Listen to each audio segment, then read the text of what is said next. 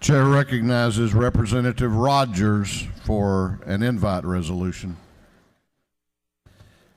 Thank you, Mr. Speaker. Ladies and gentlemen of the House, it's a special day today because it's Civil Air Patrol Day at the Capitol. In December of 1941, the Civil Air Patrol was created, and they were very strong during World War II with coastal patrols and things of that nature. Continued on to where they are now the official auxiliary of the United States Air Force. In Georgia, we are very, very lucky to have a wing that is very distinguished. There's 42 squadrons, close to 2,000 members, and they're always there. You can't put a value on the number of hours of volunteer time they put in.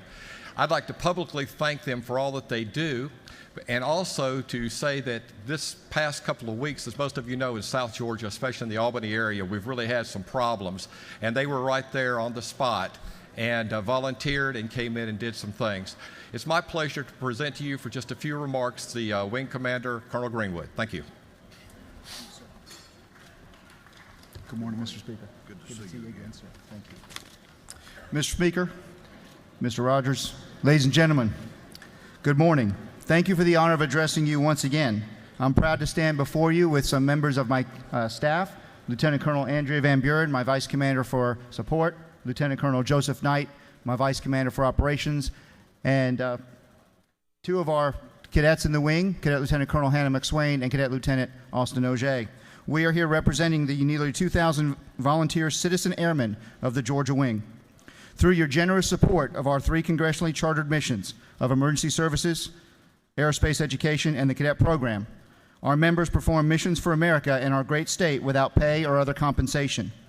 Some highlights from fiscal year 2016 include more than 3,560 hours flown, 120 hours in support of the sundown patrol flights in Glynn County, over 388 hours of hybrid communications for the governor's task force, anti-drug task force, 670 hours in support of cadet orientation and flight training,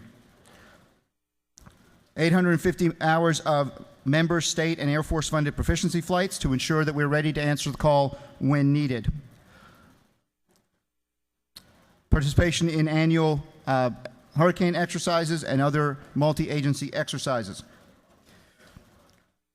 Our members continue to serve their communities, state, and nation daily, most recently providing support for the Albany effort, as was mentioned by Representative Rogers. In a 2-week period, we served over 1,000 hours of ground man hours, over 50 air man hours, including 15 vehicles, 2 aircraft, and 131 personnel.